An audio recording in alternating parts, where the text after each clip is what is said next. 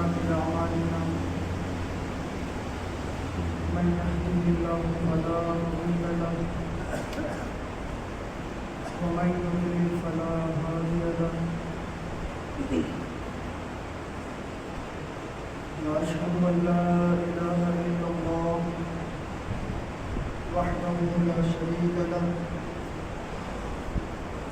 وأشهد أن سيدنا حبيبنا وشفيعنا وسندنا ومولانا محمدا عبده ورسوله صلى الله تعالى عليه وعلى آله وأصحابه وذرياته وأهل بيته أجمعين وبارك وسلم تسليما كثيرا كثيرا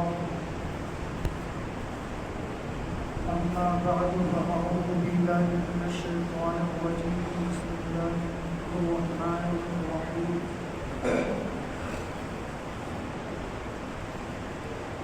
يا أيها الذين آمنوا استعينوا بالصبر والصلاة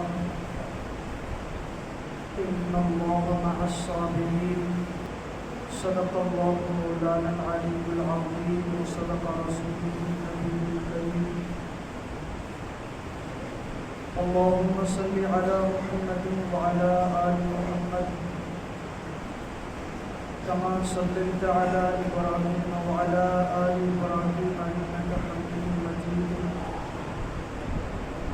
اللهم بارك على محمد وعلى آل محمد كما باركت على إبراهيم وعلى آل إبراهيم إنك حميد مجيد محرم الحرام کا دوسرا جمعہ ہے اور حضرت سیدنا امام حسین رضی اللہ تعالی عنہ کی ولادت پر پچھلے جمعے کو بات ہوئی تھی۔ ترتیب تو یوں سوچی تھی کہ اس جمعے کو حضرت حسین رضی اللہ عنہ کے جوانی کے حالات سنے اور سنائے جائیں، لیکن کبھی کبھی اتفاق ہوتا ہے کہ جمعہ کا دن ہو، محرم کا مہینہ ہو اور 10 تاریخ ہو، یہ بھی اتفاق سے ہی آتا ہے۔ تو سوچا کہ آج کیوں نہ حضرت امام حسین رضی اللہ عنہ کی شہادت پر کچھ جھلکیاں پیش کی جائیں۔ آنے سے پہلے جو دل میں بات تھی وہ یہ تھی کہ آج جمعہ کا دن ہے، محرم کی 10ویں تاریخ ہے، لوگوں کے دلوں میں کچھ ایمان زیادہ عروج پر ہے، تو جب مسجد میں پہنچیں گے تو ہو سکتا ہے آج کچھ 10 منٹ پہلے بیٹھنے کا موقع ملے، مسجد میں لوگ زیادہ موجود ہوں، بات جلدی شروع ہو، تاکہ شہادت چونکہ بہت بڑا موضوع ہے، میں کچھ ٹائم ملے گا اس پہ چند باتیں ہوں گی، لیکن وہیں پر ٹائم چونکہ اپنی آب و تاب کے ساتھ گزرتا جا رہا ہے اور مسجد کا وہی حال ہے جیسا کہ محرم کے علاوہ ہوتا ہے، وہی محرم میں وہی 10 تاریخ میں۔ تو محرم الحرام کی 10 تاریخ کی فضیلت سمجھنے جاننے والے اور حضرت سیدنا حسین رضی اللہ تعالیٰ عنہ کو ماننے والے ہوں اور پھر بھی جمعہ کا دن ہو اور معتبر دن ہو اور محرم کا 10واں دن بھی ہو، ڈبل فائدہ ہو اور پھر بھی وہ اپنے فائدے کو حاصل نہ کرے تو یہ اپنے لیے نامحرومی کی بات ہی ہوتی ہے۔ پھر بھی میں کوشش کرتا ہوں، کچھ باتیں عرض کرتا ہوں۔ امیر معاویہ رضی اللہ تعالیٰ عنہ ہیں، خلیفہ ہیں اور ان کے بیٹے کا نام یزید ہے۔ اب اگر سامنے بیٹھ کر دیکھو ایسے افراتفری کریں گے تو بالکل کچھ نہیں ہو سکتا۔ یہ میری نہیں منبر رسول کی بے ادبی ہے۔ میں نے اسی لیے ابھی 2 دن پہلے پڑھ رہا تھا کتاب حدیث اور بند کر دی تھی۔ یقین جانیے، آپ سمجھتے ہیں نا حضرت حسین رضی اللہ عنہ کو ماننے والے لوگ بیٹھے اور میں بات بھی حسین رضی اللہ عنہ کی کروں اور بجائے سننے کے اس طریقے کی باتوں کوئی بھی ہو، پھر مجھے یقین جانے ذرہ برابر کوئی فرق نہیں پڑتا۔ دیکھیے میرے وجود پر انگلیاں اٹھائی جاتی ہیں، اسی ہفتے میں کئی باتیں ہوئی، مجھے کوئی فرق نہیں پڑتا کون کیا کہتا ہے کیا نہیں کہتا، لیکن جب میں بات جس کی کر رہا ہوں نا، جب اس کی بات نہ سنی جائے تب مجھے یہ یقین جانے، پھر ممبر پر بیٹھنے کے باوجود بات نہ سنی جائے تو مجھے اچھا نہیں لگتا۔ اب یہ ممبر کی برکت ہی ہے، ویسے میں بولتا نہیں ہوں، اور یہاں پر بیٹھنے کے بعد بھی میں بولتا ہوں۔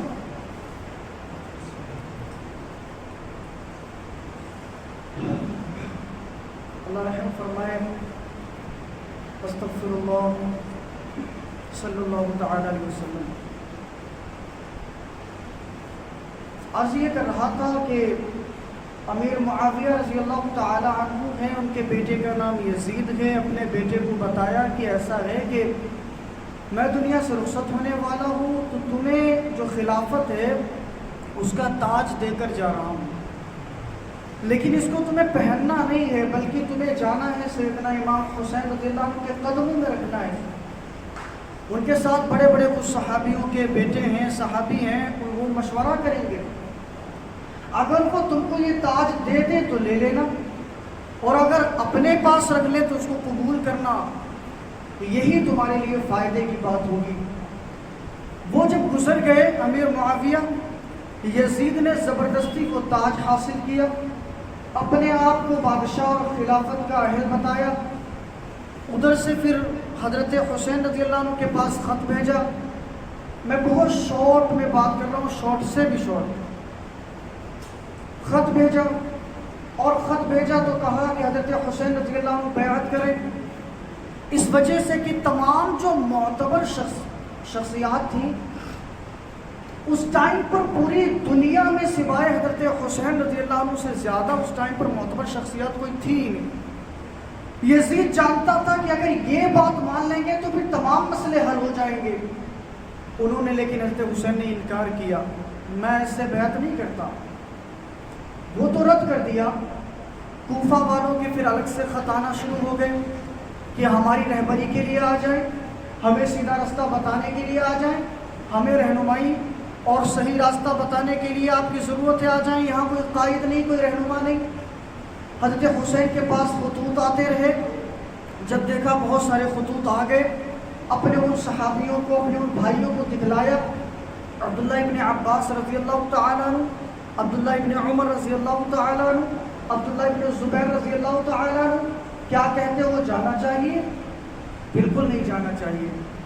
انہوں نے منع اس لیے کیا کہ کوفہ والوں نے پہلے غداریاں کی ہوئی ہیں، بے وفائیاں کی ہوئی ہیں، آپ کے باپ کے ساتھ بھی کی اور آپ کے بھائی کے ساتھ بھی بے وفائی کی ہے، نہ جاؤ۔ لیکن خط آتے جا رہے تھے تو کہا ایسا کرو کہ اپنا کوئی نمائندہ بھیجو تاکہ وہ جائے، پتہ لگائے اور حالات کی خبر دے۔ انہوں نے اپنے بھائی کو بھیجا، چچا زاد بھائی مسلم ابن عقیل کو بھیجا، وہ گئے، وہاں پہنچے تو صرف حضرت مسلم ابن عقیل کی بات اتنی لمبی ہے کہ مجھے آدھا گھنٹہ لگے گا، لیکن میں ایک لفظ میں اس کو ختم کر رہا ہوں کہ وہ وہاں گئے، اہل کوفہ نے بیعت کی، وعدہ کیا، سب راضی تھے۔ جب انہوں نے خط لکھ دیا حضرت حسین کو کہ یہاں سب ٹھیک معاملہ ہے، وہاں کا گورنر نعمان ابن بشیر تھا، یہ خبر یزید تک پہنچی کہ یہاں کوفہ میں حضرت حسین کے لیے بیعت ہو رہی ہے۔ یزید نے وہاں کے گورنر کو بدل دیا، عبید اللہ ابن زیاد کو پہنچایا، جو نعمان ابن بشیر تھے ان کو ہٹایا۔ اب وہاں سے خط پہلے ہی وہ پہنچا چکے تھے، حسین رضی اللہ عنہ تک وہ خط پہنچ گیا۔ جب پہنچا تو انہوں نے دکھایا کہ اب تو جانا چاہیے، باقی صحابی کہہ رہے تھے اب بھی نہیں جانا چاہیے، کچھ ابھی بھی کہہ رہے تھے ہو سکتا ہے کوئی چال ہو سکتا ہے جو حضرت مسلم ابن عقیل کو نظر آیا وہ سچ نہ ہو۔ بہرحال نکل گئے، نکلتے جا رہے تھے، راستے میں کئی لوگ ملے گئے ان کو، لیکن کئی لوگوں کے ساتھ ساتھ میں جو عبید اللہ ابن زیاد کے پاس سے ایک بھیجا تھا سپاہ سالار اپنا انہوں نے، جس کا نام تھا حر ابن یزید، 5000 کا لشکر لے کر آیا تھا وہ، اس نے راستہ روکا، اس نے کہا کہ آپ جو ہے وہاں چلیے اور بیعت کیجئے۔ انہوں نے کہا میں مدینہ جاؤں، میں مطلب اس سے بیعت نہیں کر سکتا، میں واپس تو جا سکتا ہوں۔ تو حر نے کہا نہ مدینہ جائیے اور نہ وہاں جائیے، کوئی تیسرا راستہ اختیار کر لیتے ہیں۔ تیسرے راستے پر چل دیے. اس نے خط لکھ دیا وہاں سے, تو وہ خط پہنچا پھر عبیداللہ ابن زیاد کے پاس. انہوں نے عمر ابن سعد کو بھیجا 5000 لشکر کے ساتھ. اب وہ کربلا تک پہنچ گئے. وہ جو عمر ابن سعد تھا وہ پہنچا, وہ اس سے زیادہ سخت تھا. اب حر ابن یزید کے دل میں تو محبت تھی اہل بیت کے لیے, اس کے دل میں نفرت تھی. وہ آ کر کے سختی کیا. حسین رضی اللہ تعالیٰ نے کہا کہ ایسا کرو, 3 باتیں ہیں, یا تو مجھے یزید سے ملنے دیا جائے, یا تو جہاں سے آیا ہوں وہاں جانے دیا جائے, یا تو کسی اسلامی سرحد پر پہنچا دیا جائے. تو اس نے کہا بات ٹھیک ہے. عبیداللہ ابن زیاد کے پاس اس نے وہ خط لکھا, وہ مان گئے. عبیداللہ ابن زیاد کے پاس جو ان کا وزیر تھا, شمر ذل جوشن نام تھا, اس نے کہا یہ ماننے کی بات نہیں ہے, آج کچھ لوگ آئے ہیں, آج چھوڑو گے کل کو یہ زیادہ لوگ آئیں گے, اس لیے آج چھوڑو مت ان کو, بلکہ آج ہی پکڑو. تو اس نے وہاں سے پھر شمر جو جوشن ہے اس کو بھیجا, یہ اس سے بھی سخت تھا. اب یہ پہنچا تو یہ 7 محرم الحرام کو پہنچا. اس نے پانی وغیرہ سب بند کر دیا, اور بالکل جو ہے نا اپنے آپ کو جو تانا شاہی کہتے ہیں اس میں مبتلا ہوا, اور جنگ کی ایک جو ہے نا چیتاونی دے دی, تمہیں تو بیعت کرنی پڑے گی, نہیں کرو گے تو کچھ نہیں ہو سکتا, ہم جنگ کریں گے. حسین رضی اللہ تعالیٰ عنہ جنگ کرنے کے لیے گئے ہی نہیں تھے, گئے تو تھے ان لوگوں کے بلانے پر, لوگوں کی مدد کرنے کے لیے, لوگوں کو صحیح راہ دکھانے کے لیے. بہرحال ہوا یوں, جب یہ سب کچھ ہو گیا تو پھر جو ہے دھیرے دھیرے وقت گزرتا گیا. 9 محرم الحرام اس رات کو پہنچ گئے. اب 9 محرم الحرام کی جب رات قریب آئی, حضرت حسین نے کہا کہ مجھے ایک رات کی مہلت دے دو.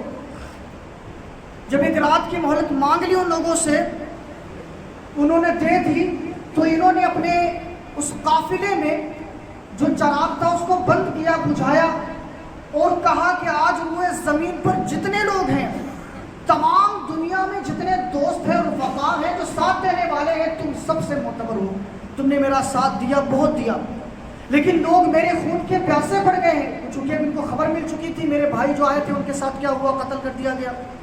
تو لہٰذا سب کو کہا سارے لوگ چلے جاؤ یہاں سے, مجھے ماریں گے, ان کی آنکھ ٹھنڈی ہو جائے گی, تم سب کے سب چلے جاؤ. لیکن لوگ تھے کہ نہیں گئے. کہا حسین رضی اللہ عنہ ہم چلے جائیں گے تو قیامت کے دن رسول اللہ کو کیا منہ دکھائیں گے, کیا جواب دیں گے, ہم نہیں جا سکتے, ہم تو آپ سے پہلے موت کو قبول کرتے ہیں, آپ کا دامن چھوڑنا قبول نہیں کرتے. نہیں گئے.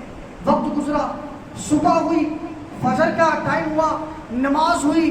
اب قافلہ آمنے سامنے تھا, جنگ تھی, اور اس جنگ میں اب میں چونکہ وہی کہوں گا کہ میں کیا بتاؤں, میں لفظوں میں بات کر رہا ہوں لیکن وہ لفظ بھی پورے نہیں ہوئے. جنگ شروع ہوئی. اب جنگ جب شروع ہوئی تو حضرت امام حسین رضی اللہ تعالیٰ عنہ جو خطبہ دیا ہے, میں نے پچھلے سال بھی وہ خطبہ مکمل سنایا تھا, 2-3 لفظ بولتا ہوں. یہ خطبہ وہ ہے, مجھے سب کا نہیں پتا کہ جب کوئی انسان سنتا ہے اس پہ کیا ہیبت طاری ہوتی ہے, لیکن جب لفظ سادے سے ہیں, یہ اپنے احساس کی بات ہے, اپنے ایمان کی بات ہے. اس کو جب میں نے خود پڑھا, کل رات کو جب میں نے پڑھا, ہر بار جب وہ میں نے خطبہ پڑھا, یقین جانیے دل کی کیفیت بدلتی ہے اس خطبے میں. حضرت امام حسین ہے, سامنے جنگی لوگ ہیں, ادھر جنگ کے لیے نہیں آئے تھے, گھر والے ہیں, اور حضرت امام حسین گھوڑے پر سوار ہیں. اب لوگوں سے مخاطب ہوئے اور کہنے لگے, لوگوں ذرا تم مجھے پہچانتے نہیں میں کون ہوں. یہ کن حالات کے ٹائم پر کہہ رہے ہیں, لوگوں تم مجھے پہچانتے نہیں میں کون ہوں, میں تو حسین ابن علی کا بیٹا ہوں, جو رسول اللہ کے چچا کے بیٹے تھے, بھائی تھے آقا علیہ السلام کے.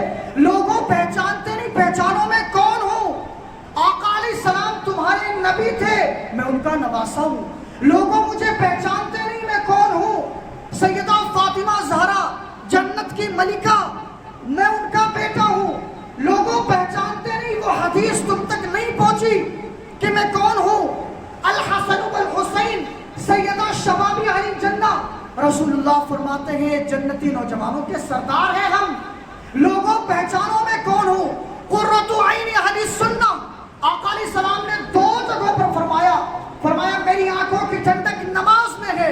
دوسری جگہ فرمایا قرۃ عینی اہل سنہ اور قرۃ عینی الحسن والحسین. یہ جو حسن اور حسین ہے یہ اہل سنت والجماعت کی اور میری آنکھوں کی ٹھنڈک ہے.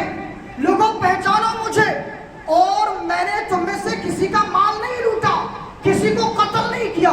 پھر مجھے کس وجہ سے مارنا چاہتے ہو؟ لوگوں مجھے کس وجہ سے مارنا چاہتے ہو؟ میری غلطی تو بتاؤ، وجہ تو بتاؤ، مجھے سمجھاؤ تو صحیح. لیکن لوگوں کے پاس کوئی جواب نہ تھا، بلکہ ادھر سے تیر شروع ہوئے اور ادھر سے جو ہے جنگ کی ایجاد ہو گئی اور ادھر سے ایک صحابی جانے لگا. جنگ چل رہی تھی. میں سمجھتا ہوں چونکہ ٹائم ہو گیا، اب میں بات شروع کیا اور وقت مکمل ہو گیا. کیا کر سکتا ہوں؟ میں 2-4 منٹ ایکسٹرا آج مانگ رہا ہوں.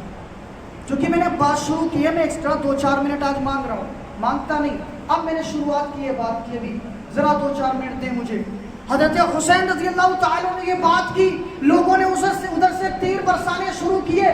جنگ شروع ہو گئی. تمام صحابی تھے، آتے تھے، کٹتے جاتے تھے. وقت گزرا، لڑائی شروع تھی. پھر حسین رضی اللہ تعالیٰ عنہ کے بیٹے علی الاکبر سامنے آئے اور وہ نکلنے لگے. حضرت حسین کے رضی اللہ تعالیٰ کے بھائی بڑے جو تھے حسن تھے، ان کے بیٹے بھی تھے، ان کے بھتیجے تھے. وہ کہنے لگے پہلے میں جاؤں گا، ان کے بیٹے کہتے پہلے میں جاؤں گا. بہرحال باری باری سے گئے اور جا کر کے واپس کوئی نہ آیا. سب جاتے گئے اور کٹتے گئے. کیسے مارا گیا؟ حضرت علی اکبر کے 2 ٹکڑے کر دیے گئے. حضرت حسن رضی اللہ عنہ کے بیٹے کو قتل کیا گیا. اور اس کے بعد حضرت حسین ایک ایک کو اٹھا کر لاتے ہیں، لاشیں رکھتے ہیں. اس کے بعد جب تمام لوگ ختم ہو گئے، چند لوگ بچے تھے. ابھی علی اصغر اندر سے آواز آتی ہے، وہ رو رہے ہیں. اس کو اٹھا کر لاتے ہیں. 6 مہینے کا بیٹا تھا. اور یہاں ایک بات آج عرض کر دوں، وہ یہ ہے پانی پھر بھی نہیں مانگا.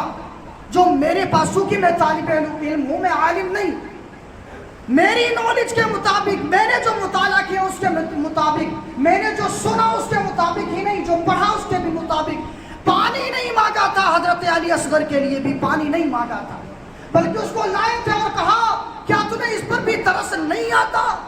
تمہاری جو لڑائی ہے مجھ سے ہے، یہ 6 مہینے کے بچے سے تمہاری کیا لڑائی ہو سکتی ہے؟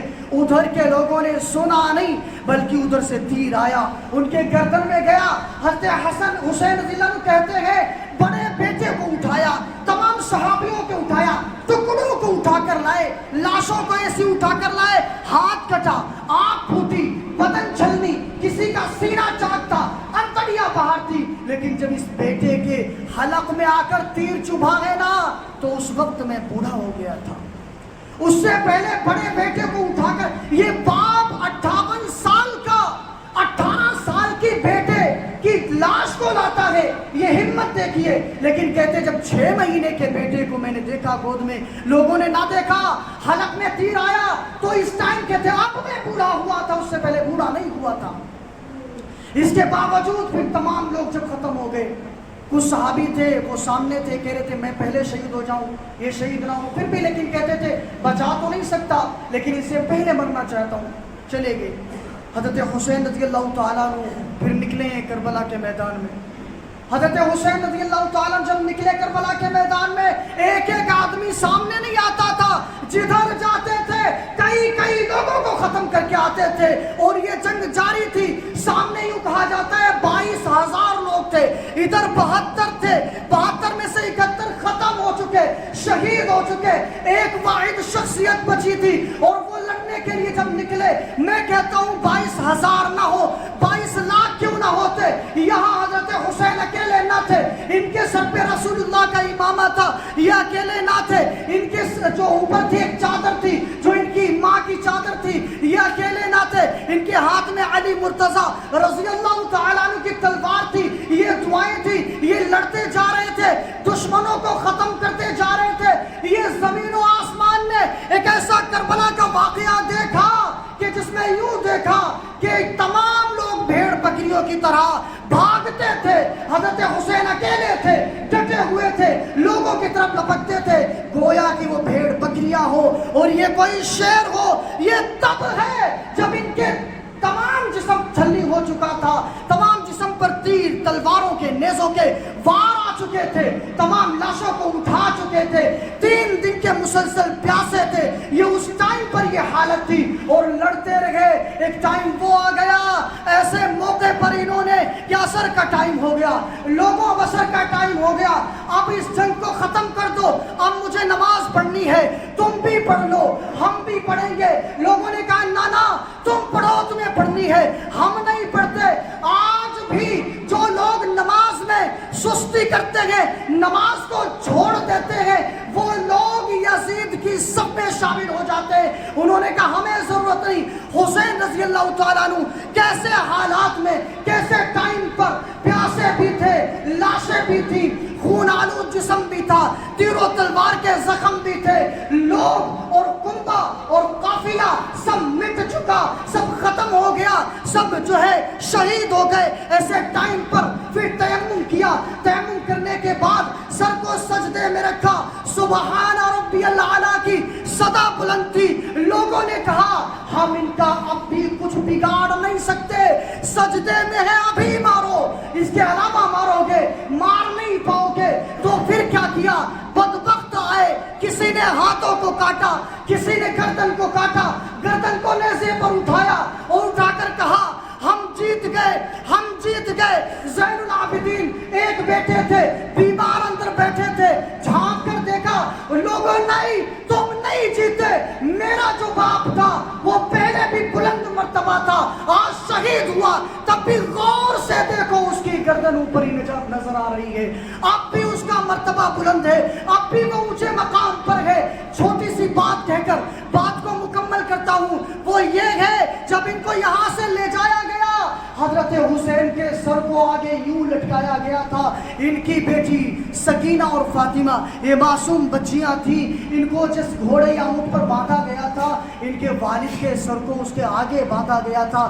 ذرا غور کریں، باپ ختم ہوتا ہے، بیٹیوں کا حال کیا ہوتا ہے ہم میں سے کون نہیں جانتا۔ میرے والد کا انتقال ہوا، میں نے اپنے گھر میں دیکھا تو وہاں بیٹے بیٹیاں دونوں معصوم ہیں، ان کو لے جایا جا رہا ہے اور آگے سامنے جو ہے گھوڑے پر حضرت حسین رضی اللہ تعالیٰ عنہ کا سر باندھا گیا ہے۔ اس عالم میں اس طریقے سے شہادت ہوئی تو ان شہادت کے واقعات کو ہمیں سمجھنے کی ضرورت ہے، ان سے جو اسباق ملتے ہیں ان اسباق پر عمل کرنے کی ضرورت ہے۔ چونکہ میں نے یوں کہا، شروع میں نے شارٹ کیا لفظوں میں بات کی ہے اور کوئی بات ہو نہ سکی، اسی بات پر بات کو ختم کرتا ہوں۔ اللہ کچھ باتوں پر ہم سب کو عمل کرنے کی توفیق عطا فرمائے۔